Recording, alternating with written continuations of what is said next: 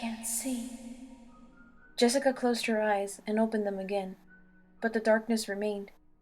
She tried again, realizing with the rising panic that she could not move. The air stank of something rotten, turning her stomach, and she forced herself to breathe deeply. I'll stop noticing if I breathe. She tried again to move, testing to see what was restraining her. She was confined in a sitting position. Her wrists were tied together behind her. Her arms pulled uncomfortably around the back of a wooden chair, and her ankles bound to its legs. She pulled against the restraints, almost tipping the chair over as she struggled to free herself, but she could not break away. Then, there was a light. Jessica stopped moving. She blinked in the sudden brightness, her vision resolving. Charlie's imposter stood in the light of the window, revealed in her true form. She was undeniably an animatronic, but she was nothing like any other Jessica had ever seen. She was human size, the same size as Charlie, modeled on a human woman, of sorts. Her bifurcated face painted with rosy cheeks and a bright red nose, and her enormous, round eyes were rimmed with long, black lashes. She even had hair, two silky orange pigtails sprouting from the sides of her head, gleaming unnaturally in the light. Jessica couldn't tell what her hair was made of. She was wearing a red and white costume, or rather the metal segments of her body were painted to look like a costume. At her waist, a red skirt stuck out playfully. She was standing very still, and she was staring straight at Jessica. Jessica froze, afraid to breathe, but the creature just tilted her metal head to the side, watching. Her animatronic face looked familiar, but she still felt fuzzy and couldn't recall where she'd seen it. I don't suppose you'd give me a hand with these. Jessica lifted her feet the quarter inch the restraints would allow. The animatronic smiled. No, I don't suppose I would, she said, her voice alarmingly unchanged. Jessica shrank back, revolted at the sound of her friend's voice coming from the singular new creature. Who are you? Jessica asked. I'm Charlie. Jessica looked around the dimly lit room helplessly.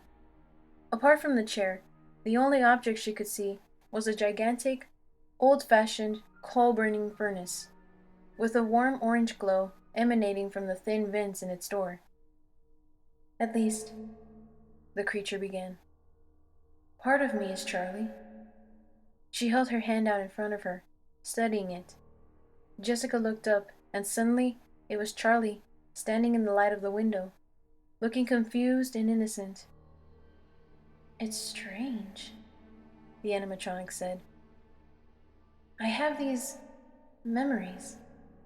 I know they don't belong to me, and yet, at the same time, they do. She paused, and Jessica returned to wrestling with the knots. I know that they don't belong to me because I don't feel anything when they come to mind.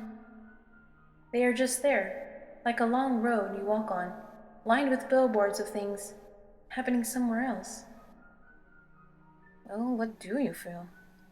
Jessica muttered, trying to drag out the conversation as her survival instincts kicked in. The animatronic girl's eyes darted toward her. I feel disappointment, she said, her voice growing more tense. Desperation. She looked out the window. A father's disappointment and a daughter's desperation, she whispered. Henry? Jessica gasped. The girl looked back at her. No, not Henry. He was more brilliant than Henry. I watched my father work from a distance. A great, great distance. Her voice trailed off. Jessica waited for her to go on, half forgetting that she was trying to escape. I see everything clearly now, the animatronic continued. But in my memories, things were much simpler, which made it so much more painful. Now I know that people are all fading, fragile, inconsequential. But when you are a child, Your parents are everything. They are your world, and you don't know anything else. When you are a little girl, your father is your world. How tragic and miserable such an existence is. Jessica felt a wave of dizziness and looked up to see that the animatronic now appeared as the clown again. But the image passed. Suddenly, it was Charlie in the light. But the moment's disruption in the illusion was enough to remind Jessica of where she was and that she had to get away. The animatronic girl stood beside the only window in the room. There was a door nearby. She was closer to it than the animatronic. Not that she could count on outrunning her. What else am I going to try? Tentatively, keeping her eyes fixed on her captor, Jessica started working her wrists back and forth, trying to loosen the rope that held her. The girl watched, did not move to stop her, so Jessica kept going. That's the flaw, and the greatest sin of humanity, the girl said. You are born with none of your intelligence, but all of your heart, fully capable of feeling pain and torment, but with no power to understand.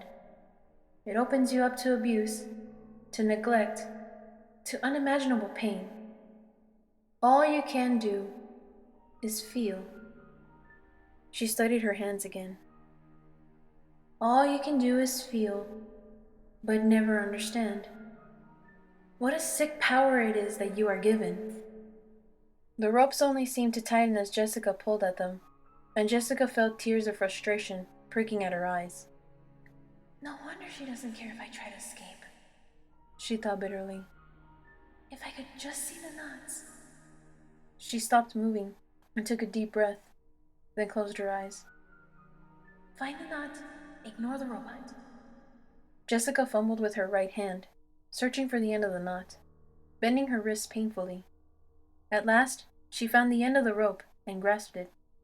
The rope tightened, but she inched her fingers along until she came to the base of the knot, then began to carefully push the end of the rope up through the final loop.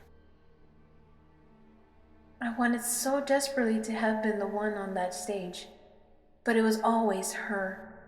All of his love went into her. You're talking about Afton. Jessica stopped, and Charlie nodded confirmation. William Afton never made anything with love, Jessica snarled. I should rip you in half. Charlie's appearance flashed, the animatronic's face and body seeming to break, then resemblance in an instant. For a moment, her expression wavered, a vulnerability showing on her face, but she quickly collected herself. She was his obsession. The animatronic twisted her hair around her fingers. He worked on her, day and night. The clown baby with bright orange pigtails. Petite enough to be sweet and approachable, but large enough to swallow you whole. She laughed. Jessica pulled the rope a last time. She had managed to undo the first knot, breathing heavily with the effort. Jessica opened her eyes. The animatronic had not moved from the window. She seemed still to be watching with a kind of amused interest. Jessica gritted her teeth and closed her eyes, and started on the next knot. I wanted to be her, the girl whispered. The focus of his attention, the center of his world. You're delusional, Jessica snickered as she struggled with the ropes, trying to keep her distracted. You're a robot. You're not his child. The animatronic pulled a chair away from the wall and sat with a pained expression. One night, I snuck out of bed to see her. I've been told not to 100 times. I pulled the sheet away. She was gleaming bright, beautiful, standing over me. She had happy red cheeks and a lovely red dress. Jessica paused in her work, confused. What is she talking about? It's odd, because I remember looking down at the little girl as well. It's strange seeing through both sets of eyes now. But as I said, one is no more than a data tape, a record of my first capture, my first kill. The animatronic's eyes flared bright in the darkness. The little girl approached me and pulled the sheet away. I felt nothing. It's no more than a record of what happened. But there is this feeling. My feeling as I pulled the sheet away and stood in awe before this creature my father loved. This daughter he had made for himself. The daughter who was better than me. The daughter he wished I had been. I wanted to be her so badly. Charlie's appearance faded, revealing the painted clown, and Jessica sighed as a wave of nausea and dizziness passed over her head. So, I did what I was built to do, the girl said, and stopped talking. The room was silent. When the last knot slipped loose and the rope fell to the floor, Jessica's eyes popped open in surprise. She leaned forward, moving her numb, tingling arms down to her ankles as she watched the girl, who simply continued to observe her. Jessica undid the knots that held her ankles quickly. They were looser, done carelessly, and she put her feet flat on the floor, her stomach fluttering. Time to run. Jessica ran for the door, propelling her wobbling knees and sore ankles through her sheer force of will. There was no sound from behind her. She's going to be right behind me, she thought wildly, as she reached the door and turned the knob. She yanked it open with overflowing relief and screamed. Close enough to touch was a molten face, swollen and misshapen. The skin looked too thin, and the bloodshot eyes staring angrily at her, quivering as if they were about to burst. Jessica jerked away, stumbling back into the room. Her eyes darted on his neck, where two resting lengths of metal protruded from his skin. He stank of mold. The furry suit he wore was covered in it, turning the cloth green. Though as Jessica took in the whole of him, she knew it had once been yellow. Springtrap, she breathed, her voice shaky, and his lips twitched into something that might have been a smile. Jessica ran to the chair she'd been tied to, putting it between them as if it would do any good. Then horribly, Springtrap began to laugh. Jessica tensed, grasping the chair's wooden back, ready to defend herself, but Springtrap just kept laughing, not moving from the spot where he stood. He cackled on, rising to an impossible pitch. Then he broke off abruptly, his eyes snapping at Jessica. He shuffled closer. Then, inexplicably, he began to caper in a grotesque dance as he sang in a thin, unsteady voice. Oh, Jessica's been caught. Oh, Jessica, she's fought. But now she's going to die. Oh my.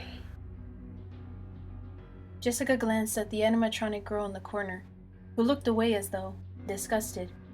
Springtrap danced closer, circling Jessica as he repeated the verse, and she hefted the chair between them, waiting for a chance to strike. Jessica tripped over her own feet, trying to get out of his way. Even for him, this is insane. He danced closer and away, degenerating into syllables of nonsense, interrupted by maniacal laughter. Jessica held the chair steady, ready to swing it.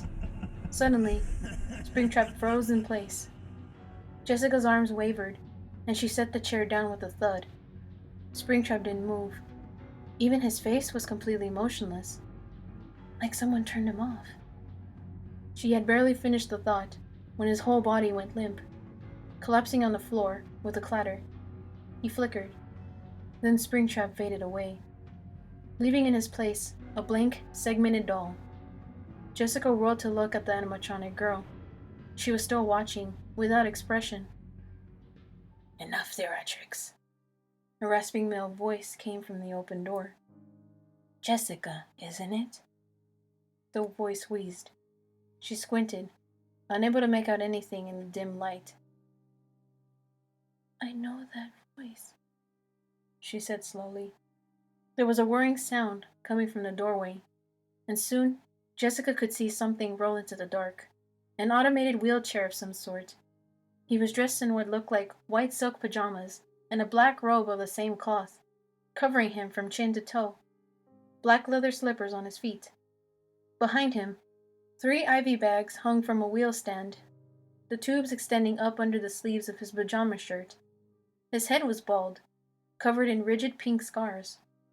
Where there were no scars, there were strange pallets of plastic, molding, and metal, pressed into his head as though fused to it. He turned his head slightly, and Jessica saw that while one eye was perfectly normal, the other was simply missing. The gaping socket was dark, and shot through with a thin steel rod that glinted in the light. He was painfully thin, the bones of his face visible. And as he gave Jessica a small, twisted smile, he saw tendons move, like snakes beneath the surface of his skin. She had to fight to keep from retching. "Do you know who I am?" he asked. "You're William Afton," Jessica thought, but she shook her head, and he sighed, a rattling sound. "Come here," he said. "I'll stay where I am," she said tightly. "As you like." He shifted his weight carefully, the wheelchair letting out a whir as it moved forward slowly. The animatronic girl started toward him, and he waved her off, but the gesture threw off his balance, and for a moment he appeared as though he might fall to the side, but he gripped the arm of the chair with a pained expression, righting himself. "So what was the dance routine for?" Jessica asked loudly, and he looked at her as though surprised she was still there. Then he raised his hands to the knot on his robe, his fingers struggling clumsily to undo it. "I thought you might like to see me as I was. A familiar face," he said, and smirked. He held up a small disc in his hand and clicked on it. The blank doll on the floor suddenly looked as it had a moment ago, with the bloodied, duplicate William Afton stuffed inside the rabbit suit. "Time changes all things," he went on, clicking the disc off again. "As does pain.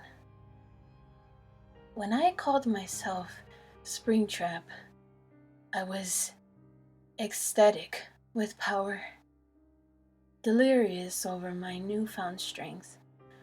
But pain changes all things, as does time." He opened his robe to reveal his torso. At the center of his chest was a mass of twisted flesh, crossed with neat, diagonal lines of black stitching thread.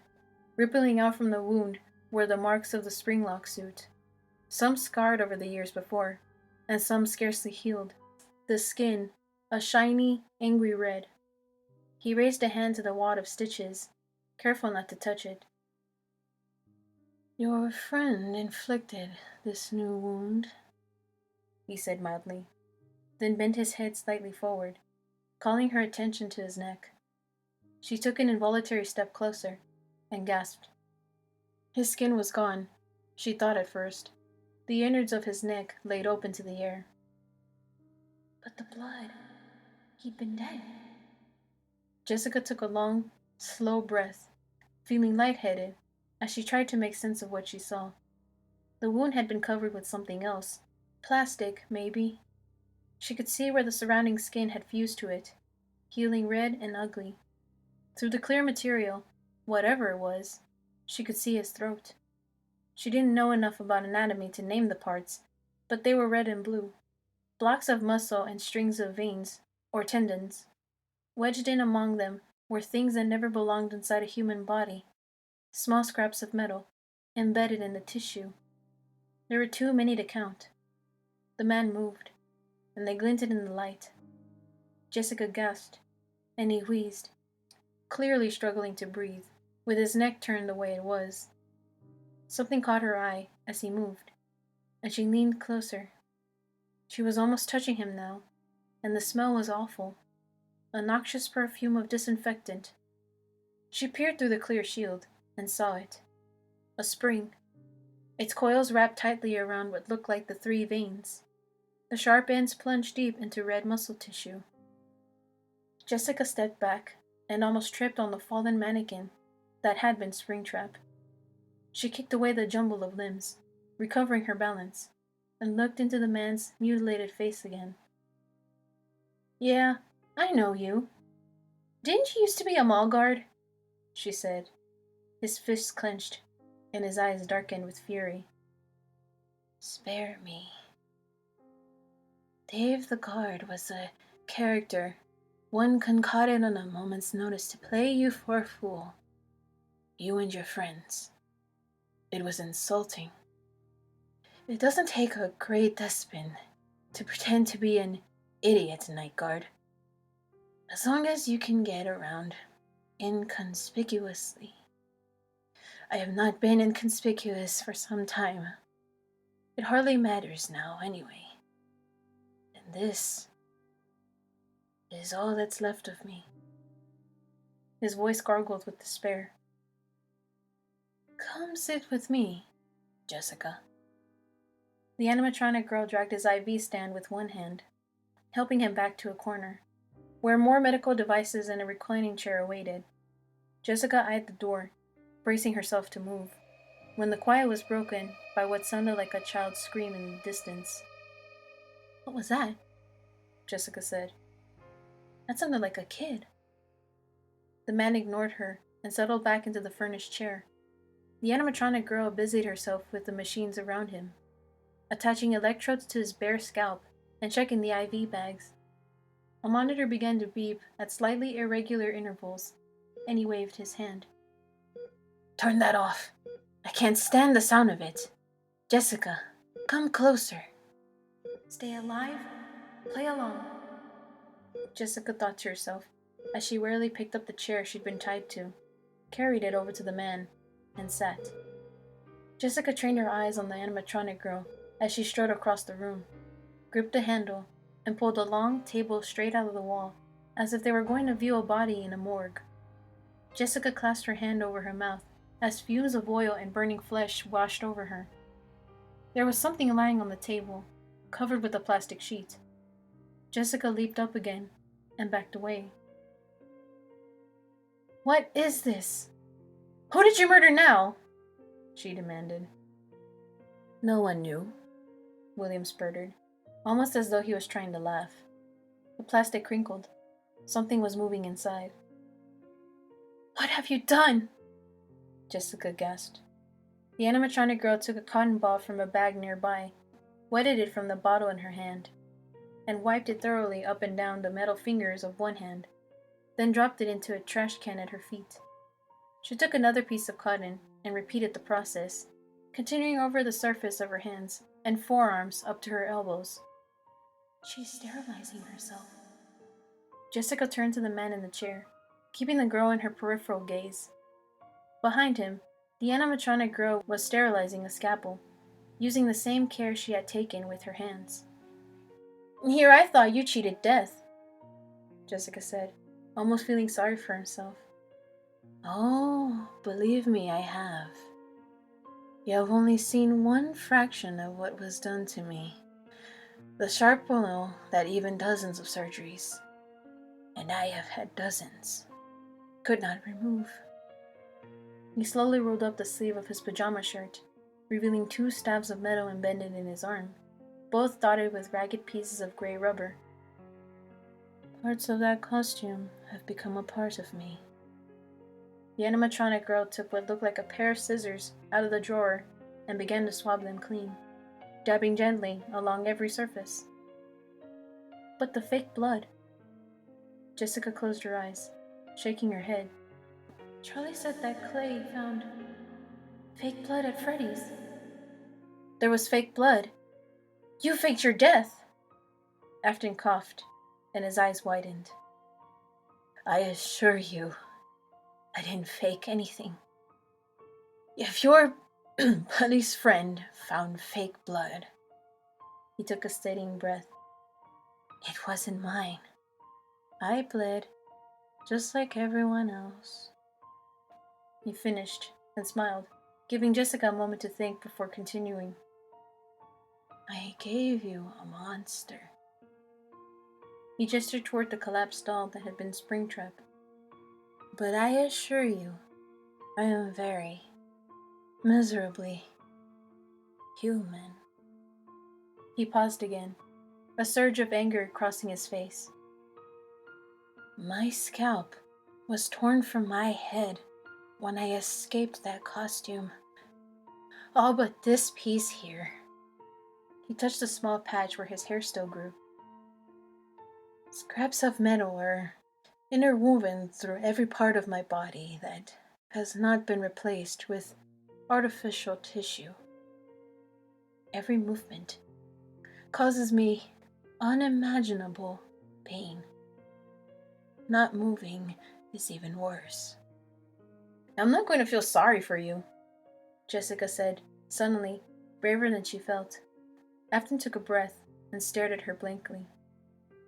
Do you believe that your pity will make any difference concerning what I do to you? He asked with a steady tone. He tilted his head, leaning back, as if taking a moment to relish the words. Then his face lost the glint of cunning. I am simply telling you so that you can help with what comes next, he said tiredly. Jessica stood. You want me to be impressed by how much you've survived and how much pain you're in. I don't care about you. She approached William's chair, then crossed her arms, glaring down at him from above. She glanced at the animatronic girl, who seemed poised to intervene, a half-swapped scalpel in her hand. But Afton gave a subtle shake of his hand toward her, waving her off, seeming to enjoy the exchange. Jessica bent over. William Afton, she said. There is nothing in this world that I care less about than your pain. Another child's scream came from somewhere nearby, and Jessica straightened. That was a little kid, Jessica said, a heady rush of adrenaline surging through her. She felt suddenly forceful, like she had some sort of control of the situation.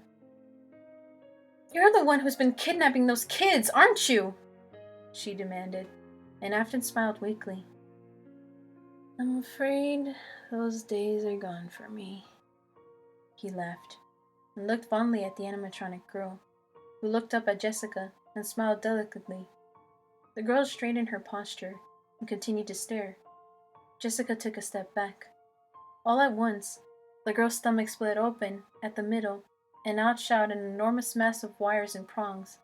It reached its full extension and snapped open and shut with a steely clank. Jessica screamed, jumping back.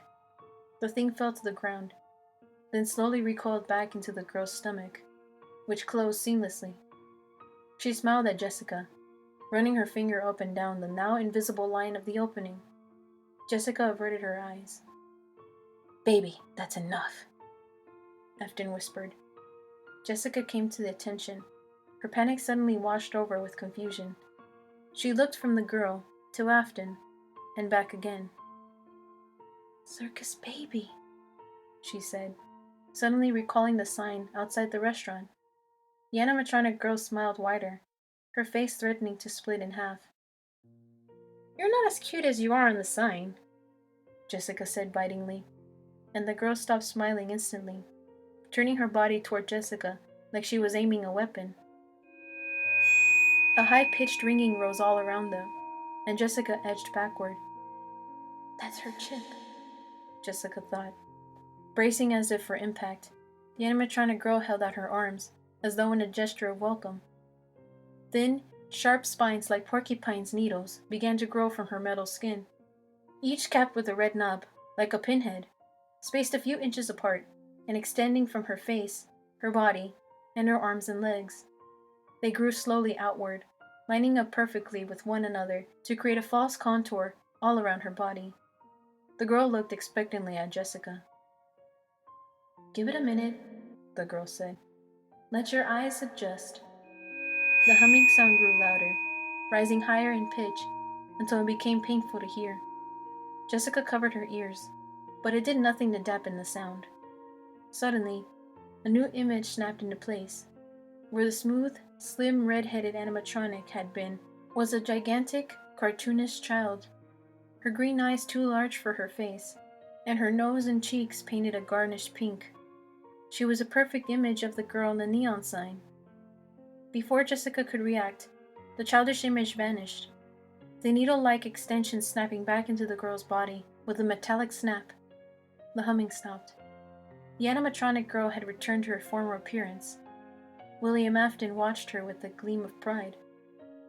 Jessica turned again to the sleek, shiny girl standing at the man's side. "How did you create her?" Jessica asked. Her eyes filled with curiosity for a moment before snapping herself back to the immediate danger surrounding her. "Ah, a woman with a mind for science. You can't help but admire what I've done." He braced himself on one arm of the chair, hoisting himself up to sit straighter. Although... He looked up at the gleaming girl for a moment, then turned away. "I can't take complete credit for this, unfortunately." He reclined his head again and let out a sigh. "Sometimes great things come at a great cost." Jessica waited for him to go on, confused, then looked at the animatronic girl, recalling all that she'd said minutes before. "I am a brilliant man. Make no mistake. But what you see before you is a combination of all sorts of machinations and magic. My only real accomplishment was making something that could walk." He reached out and tapped the leg of the animatronic standing at his side. She did not react. "No small accomplishment, although it's not happening as fluidly as you think. A lot of what you see is just in your head." He wheezed a laugh, then stopped himself, ending with a pained cough before going on. "That was Henry's idea, not to try to reinvent the wheel. Why try to create the illusion of life when your mind can do it for us?" "She's more than an illusion, though," Jessica said plainly. "Quite right," Afton answered thoughtfully. "Quite right. But that's why we're here. To discover the secret of that last ingredient, which you might call the spark of life." "Is that why I'm here too?" Jessica clenched her jaw. "I believe you came here of your own free will, didn't you?" Afton said mildly. "I didn't tie myself up. But I certainly didn't put you in the trunk of that car," he answered. "We would rather have had your friend, Charlie," he continued. "But we can find a use for you." He closed his eyes for a long moment, then opened them, meeting Jessica's eyes. "I have faced my own mortality, Jessica. I knew I was dying, and through every broken fragment of my body, I was profoundly, immeasurably afraid. I fear it more than I fear life like this, even when every waking instant is pain, and sleep is possible only when induced by enough medication to kill most people." "Everyone is afraid to die," Jessica said. "And you should be more afraid than anyone else, because if there's a hell, there's a hole at the bottom of it reserved for you." Afton nodded, with a moment of honest resignation. "In time, I'm sure that's where I will find myself. But the devil has knocked on my door before, and I've turned him away." He smiled. "So what? You want to live forever?" William Afton smiled sadly and held out his hand to the animatronic girl. She went to him and put a protective hand on his shoulder. "Certainly not like this," he said. Jessica glanced at the robot girl, then back to the man in front of her, his body already riddled with mechanical parts. "So what? You're making yourself into a robot?" She laughed nervously, then stopped at his grave expression. I didn't realize that you fancied yourself a mad scientist. No, that's science fiction, he said, unamused. The plastic tarp moved again and began to slide off the table, but stopped, not revealing what lay underneath. Everyone dies. Jessica blinked. The adrenaline was wearing off, and she was beginning to feel exhausted. Afton reached up and touched the mechanical girl's cheek, then turned his attention back to Jessica. The most terrible accidents sometimes bear the most beautiful fruits, he said, as if to himself. Recreating the accident. That is the duty and the honor of science. To replicate the experiment and obtain the same result. I gave my life to this experiment, piece by piece. He nodded at the girl, and she approached Jessica with deliberate steps. Jessica backed away, fear surging again. What are you going to do to me? She could hear the urgency in her own voice. Please, enough. As a woman of science, at least try to appreciate what I've done, Afton said. I study archaeology, she said in a flat tone. He didn't respond. The girl stepped closer, giving her an unreadable stare. The plastic tarp slid from the table, and Jessica startled and stared at what was underneath. But her terror turned to confusion in an instant. There was a body, not human or machine. Instead, there was a melted scrap head, whose extensions could be interpreted as arms and legs, but with no defined mechanism or movement. There were no joints, no muscles, no skin or coverings, just masses of undefined tangles and cords, melted into one another and fused together. Most of it seemed fused to the table, burned and blackened at the edges where it touched the table itself, melting into it and seemingly inseparable from it. I don't understand. Jessica's mouth hung open, and she sat down again without thinking. Good girl. Afton smiled thinly. Jessica clenched her jaw. The animatronic girl went back to the table and took up the cotton balls and rubbing alcohol. She started with her fingers again, methodically wiping down each one. Get on with it, Afton said impatiently. The girl did not break her deliberate pace. I touched you. I have to start over, she said. Nonsense. Just do it. I've survived worse than this. The risk of infection, she said calmly. Elizabeth! He snapped. Do as I say. The animatronic girl stopped moving at once, looking startled, and for a moment almost seemed to tremble. Jessica held her breath, wondering if anyone knew or cared that she had just heard the exchange. The girl immediately regained her composure, her eyes relaxing, then opened the drawer and took out a pair of rubber gloves, which she fitted easily over her metal hands. He settled back, and the girl came to him and bent over to press a button on the side of his chair. The chair made a pneumatic hiss and reclined, flattening out like a bed, and the girl placed her foot on the lever at the chair's base.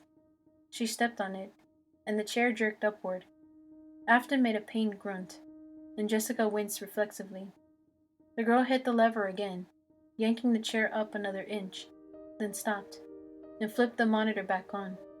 It began to beep again, at slightly irregular intervals, and she levered the chair up rapidly, jolting Afton's frail body as it rose. The girl darted her eyes from the monitor to Afton and back again, attentive to his vital signs. When the chair reached waist height, she stepped back, apparently satisfied. Afton let out a rattling breath, then lifted his hand an inch to point at Jessica. Come closer, he said. She took a small step, and he curled his lips in a smile or a sneer. I want you to watch what happens next, he said. What's going to happen next? Jessica asked, hearing her own voice shake. How did the creatures at Freddy's move of their own will, with no outside force controlling them? He asked mildly. He tilted his head, waiting. The children were still inside. Their souls were inside those creatures, she said, the words brittle. She felt brittle. Like if anything touched her now, she might easily break apart. Afton sneered again. Oh, Jessica, come now. What else? She closed her eyes. What is he talking about? What else was inside them? To bind their spirits so inseparably to the bear, to the rabbit, to the fox. How did they die, Jessica? Jessica gasped, covering her mouth with both hands, as if she could stop herself from knowing, as long as she did not speak. How, Jessica? Afton demanded, and she lowered her hands, trying to steady her breath. You killed them, she said, and he made an impatient sound.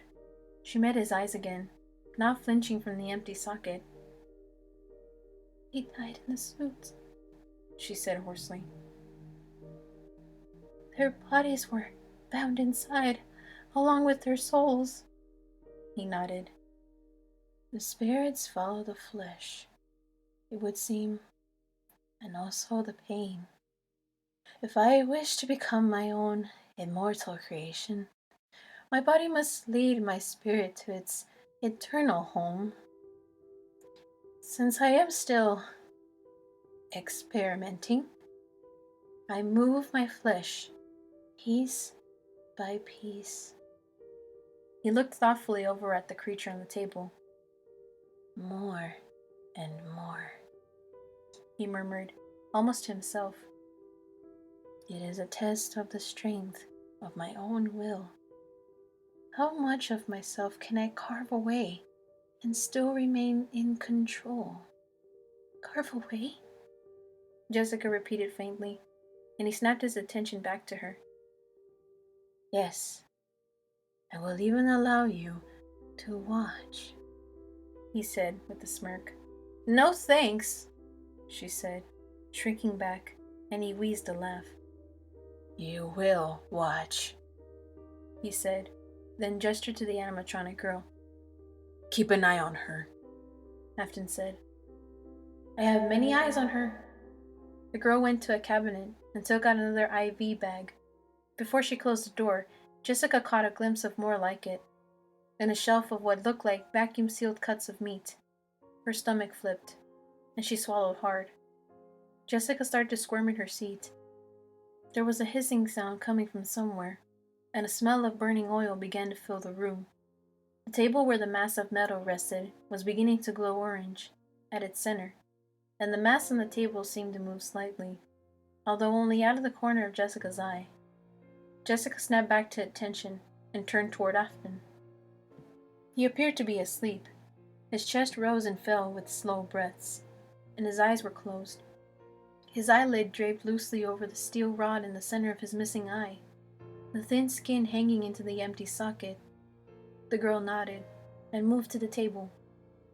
Jessica swallowed, the rotten smell swelling around her. She had ceased to notice it, her nose tuning it out. But now it was everywhere, thickening the air with amazement. An operating theater. He's harvesting the kids for organs, transplanting them into himself? Jessica looked around the room, calculating. The scalpels were too far away to grab, and they wouldn't even scratch the animatronics girl's paint. If she ran, she would be dead before she was halfway to the door. Jessica forced herself to watch. The animatronic girl went to William Afton's side, then checked the monitor again with care.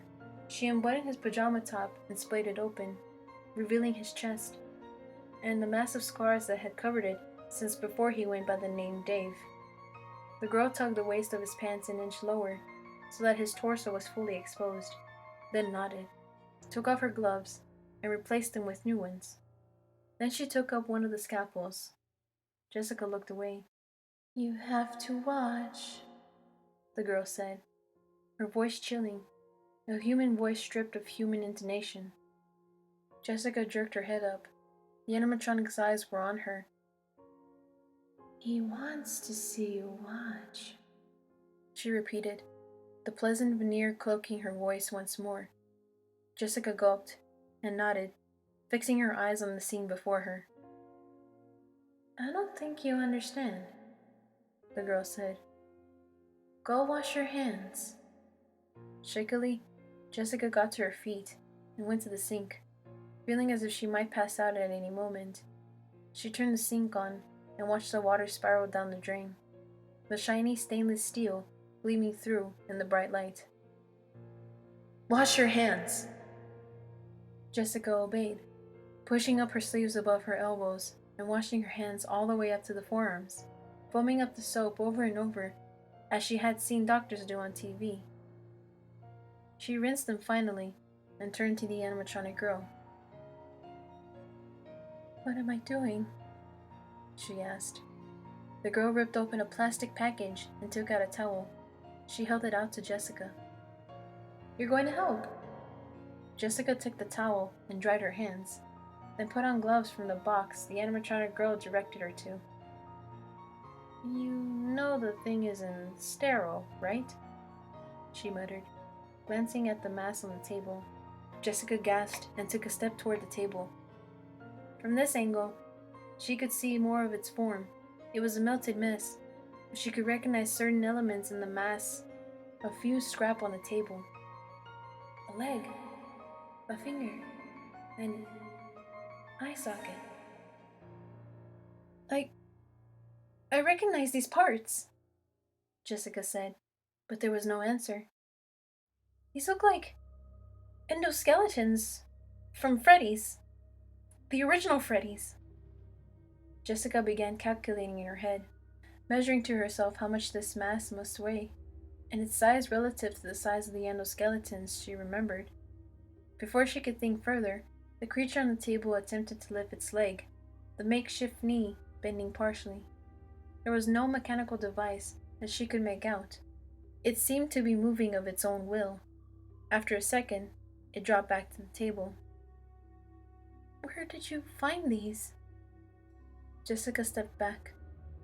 "What did you do? Why did you melt them all together?" "Hand me the scalpel," the girl said patiently.